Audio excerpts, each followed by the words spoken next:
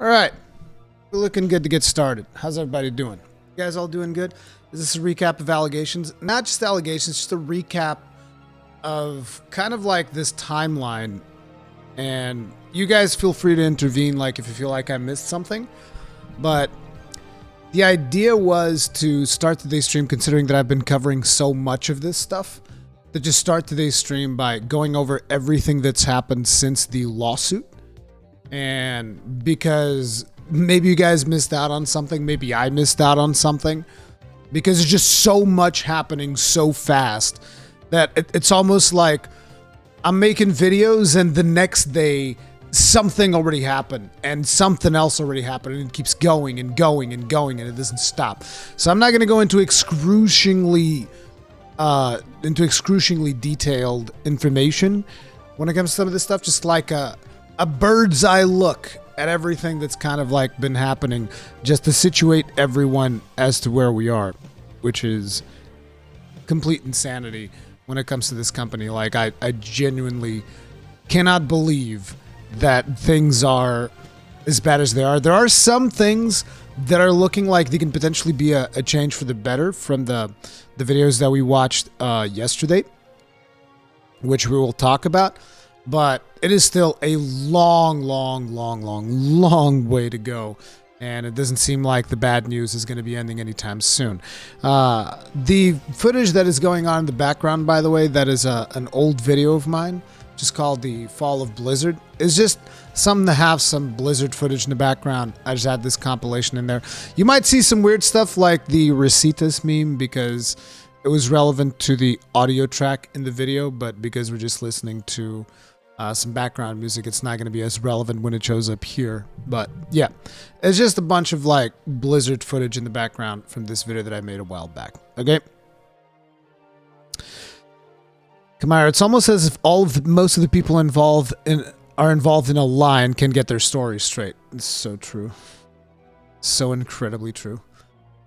So let's get started. So it was not last week, it was the week before. That's like 2 weeks ago, give or take a couple of days. The Department of Fair Employment and Housing, I always get that wrong. The Department of Fair Employment and Housing in California sues Blizzard. The details of the lawsuit are very graphic. We've talked about them. It involves stuff like sexual harassment in the workplace, just general harassment in the workplace, people being creepers, and just the disgusting conditions that some of these people have had to endure. And that is just what is mentioned in the lawsuit, because as we have talked about in videos and stuff throughout the weeks, there's also the consideration that people in Blizzard appear to be given unreasonable deadlines and just like unreasonable oversight and an extreme emphasis on things like monthly active users and retention mechanics, and basically things to appease shareholders, not necessarily things that make a good product, which is why we see, World of Warcraft being in the state that it is, Diablo 3 being abandoned throughout the years. I mean, the Diablo franchise being essentially abandoned throughout the years, only to then be put into the corpse of a video game that is Diablo Immortal. Basically terrible working conditions for everyone all around, but particularly terrible for female employees, as we have seen throughout both the lawsuit as well as some of the stories that have been coming out since then, because I know that not everybody follows the stuff, and I've seen even a lot of people questioning, but is the lawsuit really for real? And it's like, what I can tell you is that through what I've been following through several different podcasts and sources online and all of this stuff, it looks like it's pretty real. A lot of the stuff that is being alleged in this lawsuit looks like it is for real. And it is also important to mention this is a lawsuit and not just a Twitter thread of he said, she said, all of that, some of the stuff that we're used to seeing online. Okay? It is also important with this lawsuit, it's like people are drawing lines in the sand, whether it is the community, whether it is the developers. There's definitely been a clash, and I want to make sure that people understand, like, I'm reporting on this and I'm talking about this, and I'm not trying to like form a movement. I'm not trying to, tell people that you should do the same things that I'm doing. I keep pointing this out despite the fact that I think that several people don't get it from some of the responses that I've had in some of my videos. You know, you don't have to do what I'm doing. You don't have to think the way that I'm thinking. At this point, I'm just like reporting on the goings on. So, lawsuit, like I said, highlighted some really bad situations, a lot of things that Blizzard would have to change in order to move forward. Following this lawsuit, we've had statements from Mike Morhaime and Chris Metzen, two very important people in the Blizzard of old. I'm sure that most people who are fans of Blizzard will most likely know who Mike Morhaime is and who Chris Metzen is. Most of them, some of you might not be aware of who they are, but let's just say they're very important people in forming the Blizzard culture. They have come out and they have basically apologized for allowing this to fester under their watch, which just, you know, lets you know that in some level they were kind of aware that this stuff was going on and they didn't really, you know, do much to fix it, or maybe they weren't as aware as they should have been. Either way, they failed their company, and it's very sad to see that you know, that's been a thing that has been happening in this company. And a lot of people still ask me, like, Rurikhan, why are you reporting on this? Why do you care? And it's like, I feel like I keep repeating myself. I care because this company was very influential to me in my teenage years, in me growing up. It was influential to me in a lot of ways. The video games that I've played, the good times that I've had with Blizzard games marked me and actually are in large part responsible for me being here right now, creating content, streaming, doing all of that stuff. This is why I care, in case people are wondering. This is why I care. Then we have Frances Townsend coming out saying that the lawsuit is misrepresenting what is happening in the company, and that's not true, and she's never been harassed, therefore there's definitely no harassment in Blizzard. It's like, she's been with the company for like 4 or 5 months, however long it is. So yeah, that was weird, and this person clearly does not represent the views of most employees in the company, as they have made sure to, like, you know, sign open letters saying, like, hey, this is some crap. Like, this lady has no idea what the hell's going on. She's crazy. Then you have the statement from Bobby Kotick, where he talks about how this is unacceptable. We do not tolerate this type of behavior within our company. Our company is, you know, we rely on diversity and, you know, the usual spiel that you get. And then he basically hired a union-busting law firm, which is Wilmer Hale, I believe, where apparently Ion Hazakostas had previously worked, and this company is the one that is responsible for doing the internal investigations over at Blizzard. This is the company that is working with Amazon to kind of like prevent their workers from unionizing, which is basically overall a really bad thing. My illustration of this situation is like Bobby Kotick is extending out a hand to all of the people who were, you know, harassed at work and prevented from advancing their careers and all of that. He's extending out a hand going like, here, take my hand, I'll help you. And then on the other hand, he's got a gun to shoot you right in the face. That's kind of like what his statement read like to me personally. Feel free to take your own judgment when it comes to that stuff. Then we have the fact that Jalen Brack stepped down to pursue new opportunities. Yeah, sure. He stepped down in the middle of this complete nuclear crisis that is happening over at Blizzard, and he stepped down in order to pursue new opportunities. Yes, no, let's be completely real here. Jalen Brack was a sacrificial lamb, straight up. Just like, they sacrificed him. Now, there are interesting aspects to Jalen Brack stepping down. You know, it sucks someone loses their job. Obviously, that's not what I'm talking about. I'm just saying that there are some things to this that are interesting. This is based on the information of a video that we watched yesterday from Bellular, which, this is not what Bellular said, but it has, you know, opened my eyes to the possibility of something like this happening, which is, could the fact that Jalen Brack is one of the OGs be an actual negative for the Blizzard of today? Because like we've seen from the lawsuit and the stories that have come out, that you know, this culture was brooding within Blizzard the culture of like the cube crawls and the rock star attitude that a lot of developers have within the company, like they think that they can do no wrong. And could Jalen Brack in part, not be responsible, but in a way not doing enough in order to prevent this culture of we can do no wrong, we're rock stars, we do what we want. And instead of maybe taking tougher decisions like maybe firing someone for inappropriate behavior or something like that, maybe just calls him off to the side and goes like, hey man, you can't do that. And then the person goes and keeps doing it and he calls him to the side again, hey man, because there's familiarity there, right? And with him being in a leadership position, could he potentially be enabling some of these individuals to do the stuff that they are doing, right?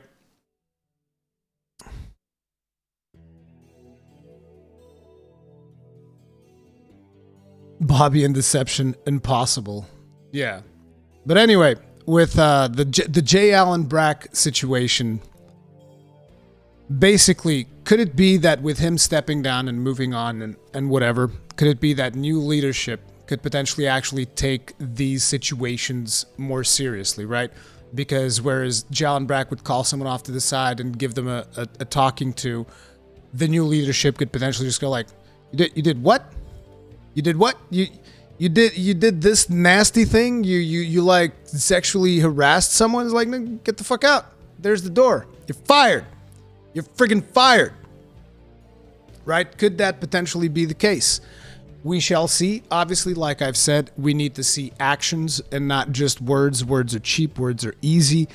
And, they're going to have to prove themselves. But essentially, in order to replace Jalen Brack, we have Jen Oneal and Mike Ybarra.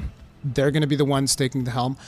So a good thing is the fact that there's now definitely more diversity in Blizzard's leadership, because if you look at the presidents of Blizzard, you've had Mike Morhaime, then you've had Jalen Brack, and now you have Jen Oneal and Mike Ybarra. You have two people at the helm, which could potentially give more perspective. I think that in a way is a positive thing, but to top it off, their resumes are actually pretty good, with Jen being a part of Vicarious Visions, who are the people responsible for the Diablo 2 remaster, which, like I said, even though I'm not going to be playing it, I do think the game looks good. I think that the work that was made to make that game what it hopefully will be on September, I think that looked solid. We shall see if that is the case or not, but, Jen is a part of Vicarious Visions, and she does have a good track record with this kind of stuff. Pavan B, changing up the top with another gender does not help. That is what happened at my office. Well, I'll tell you what. It can't get much worse than what it was previously. Definitely change is needed. And I don't know if they can do worse than what was happening. Because, you've been listening to the stuff that I've been saying throughout the stream, at least some of the stuff that I've been saying throughout these streams, but I've been reading up on it over and over and listening about it on podcasts, and there's some really nasty stuff that we haven't even talked about on stream because I don't feel the need to go into that much depth. And personally, I am seeing the replacement of J. Allen Brack by Jen and Mike as an overall positive. Will it be? Will it not be? I do not know. But like I said, I think it would be very hard for things to get any worse. But who knows if that is the case or not. Change has to be all through. Exactly. But it starts at the top. Because most of the problems with Blizzard at the moment, at least from my understanding of it, are at the top. Pavan, your personal situation is very different from the situation that is happening at Blizzard, okay? I get it. I acknowledge the stuff that you went through. You had a bad female boss. But that is like an isolated thing that is very different from the stuff that we are talking about here. Now, continuing onwards, like I said, Jan has from the video that we watched yesterday with with Bellular, Jen has apparently got a really good track record with Vicarious Visions and all that, and getting stuff done. She and her team were able to get approval for increased budget for stuff like Tony Hawk's Pro Skater, right? She was able to get that approval to get additional budget, whereas for some reason the Warcraft 3 team was not able to get additional budget, which makes me consider, could it be that some of the people in the Warcraft 3 team are some of these developers that we hear about that are basically like rock stars and we can do no wrong, and they were basically not properly organized within their development? Could that be the case? Could that be why they didn't get additional budget and instead got their budget sliced because they were being too ambitious or because they were being too disorganized or whatever? Could that be the case? I do not know. One thing's for certain, Tony Hawk is also very much like a single-player project, from my understanding. I don't really play Tony Hawk games because it's not really my style. But, could it be that game was properly organized and had a proper team behind it, like we said, by Vicarious Visions, and that is why they got budget approvals? And could it be that the Warcraft team was not, the Warcraft 3 Reforged team was not properly organized and was just like mucking about, and they're just like, hey, cut the budget on that, it is what it is? We don't know. Could it be that Jalen Brack himself was kind of like enabling these people to just trudge along and doing an unrealistic project? Again, I do not know. We shall see if that is the case or not. Now, Mike Ybarra was previously a part of Microsoft. He also has a good track record with Xbox Live and all that stuff. We went over this yesterday on stream. But more importantly than that, at least to me, this is a very good thing, is the fact that Mike has actually completed every single mythic dungeon in Shadowlands at plus 20. So, like, Mike Ybarra actually plays World of Warcraft. Now, I don't know how much influence that is going to have in the development of World of Warcraft, because naturally, Mike Ybarra is not necessarily in a position where he's going to be directly interfacing with the World of Warcraft team.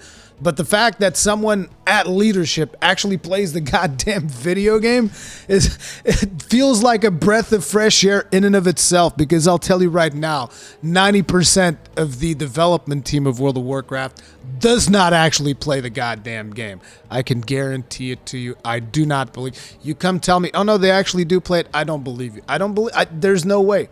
There's no way that they would play the game and, still develop the systems the way that they do. It's impossible, right? So yeah, Jen and Mike replacing Jalen Brack at this point, from the video that we watched from Bellular and the facts that were discussed there. I see that right now as a potential positive moving forward, but whether or not it is, we shall have to see. Now, after this news, after the Jalen Brack, Jen, and Mike Ybarra news, we then got the news that the head of Activision Human Resources was also let go. And I think that one right there was unavoidable. Like, if you're head of human resource, if you're in any way involved with human resources at Blizzard at this point, you need to be properly vetted. And yeah, the person ahead of it just needed to go. Like, because human resources at Blizzard has failed in such an inconceivable way, has failed in such a nuclear way, even, I would say, that there was no other way. The name of this person was Jesse Meshup or whatever. He's gone too. But then, on top of all that, after the Q2 earnings report for 2021, the investors of Activision Blizzard are now suing Activision Blizzard in a class action lawsuit. So it's not just the Department of Fair Employment and Housing suing Activision for, the problems with the career advancement, the sexual harassment, the inappropriate behavior in a workplace, and all of that. The investors themselves are suing Activision Blizzard. And why are they doing a class action lawsuit for Activision Blizzard? Because I was looking into this last night. There's some kind of certification. It's called the SOX certification, SOX, which has something to do with you basically being transparent as a publicly traded company. And if you are aware of information that could negatively impact your stock price, it is your duty to reveal that to potential investors. And they are arguing that Blizzard was aware of these, these cases of sexual harassment at the workplace, and they didn't actually report it to investors, which would nullify their SOX certification or whatever that thing is. And that is apparently something that you can get sued over for, and the investors are suing Blizzard on account of them not revealing this information that is clearly going to affect their stock. So yeah, Blizzard is now dealing with 2 different lawsuits, which that right there is already going to have at least I believe it'll probably have a massive negative impact into the development of their products, period. So basically, Jen Oneal and Mike Ybarra have their jobs cut out for them. Again, assuming that, taking the optimistic approach that Jen and Mike Ybarra are like a positive thing amidst all this, because for all I know, they could not be. They could end up being an even worse thing than Jal and Brack. I just quite simply don't know. Like I said, based on the information that we had yesterday from the Bellar video, it looks like it might be a good thing. So we shall see if that is the case, but they definitely have their work cut out for them with dealing with the 2 lawsuits. Well, I mean, they're not dealing with the lawsuits directly. That's obviously Blizzard's legal team. But, they're going to have to be the ones, like, being able to inspire the developers of Blizzard to actually rally and do something good. But then it also remains to be seen whether or not Activision will support literally anything that's not just a live service video game, So there's that. And then in the earnings report, that earnings report obviously does not reflect the current goings on at Blizzard, because this is stuff that started happening like 2 weeks ago. And even if it did reflect the current quarter, which I don't think it does, because current quarter probably already ended, right? Yeah, it would end in June, right? I actually don't know exactly when their quarter ends, but either way, the stuff that is happening right now is not going to affect their quarter. So they're reporting stuff like I actually have it here. Reporting stuff like, oh, World of Warcraft tremendously successful. Can I bring this here, please? No. Can you like give me this window? Thank you. So, they're saying, oh man, we get double-digit increases, looking good, stronger engagement this year than typical outside of a modern expansion year. And it's like, I think that next quarter, you're going to see some very different numbers from World of Warcraft, given the stuff that has been happening. But, that is my interpretation of it. Obviously, Hearthstone is most likely going to be doing great, because Hearthstone is just a cash cow, one of the cash cows that they have, despite being a free-to-play game. This is very much, for those of you that aren't aware, Hearthstone is probably the most pay-to-win game in Blizzard's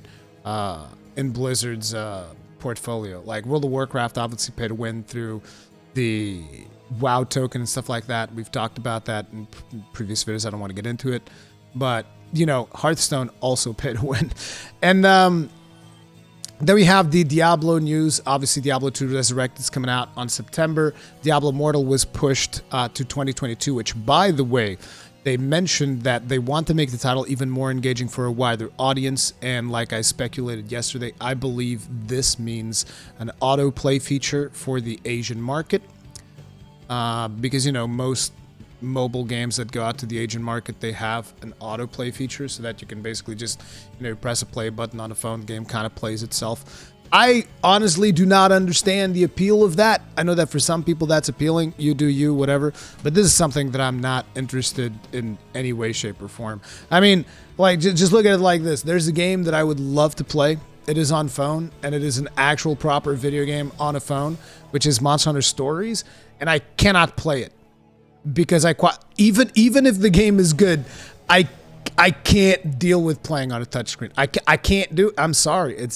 Maybe it's a me thing, whatever.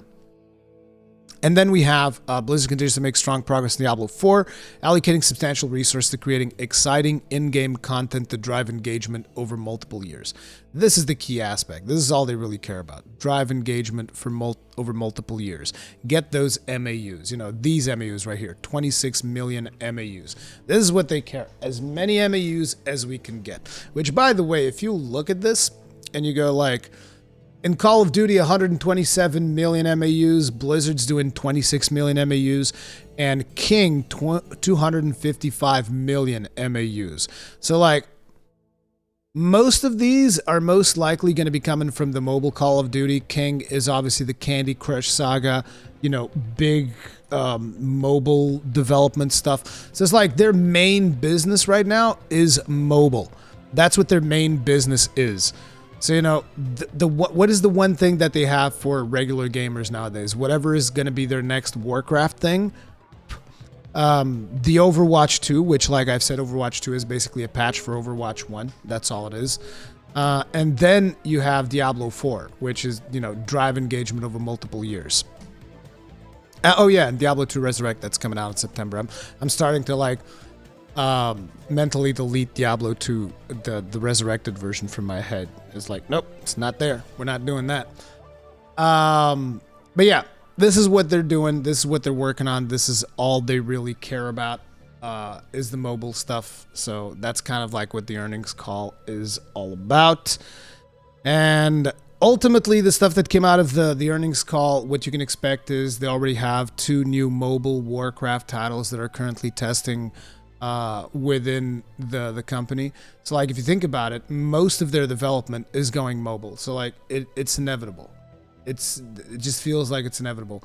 I don't know if Jen and Mike are going to be able to, like, salvage some of the stuff that most of us actually care for. You know, the Warcraft stuff, the Diablo stuff. I don't know if they're going to be able to salvage that. I don't know if they're going to be able to you know, actually enact significant change within the workplace so that developers receive proper and fair compensation instead of having to live in, like, dorm rooms designed for 2 people with 8 people, instead of not being able to afford meals at the company cafeteria, instead of not being harassed at their place of employment. Like, I don't know if they're going to be able to shift all that culture. I wish them the best with that. But ultimately, this is kind of like a summary. I don't know if I missed anything, but I think that this is like the recap of everything that's been happening since the lawsuit. For those of you that are curious, I wish I was a little bit faster at going over that, but, you know,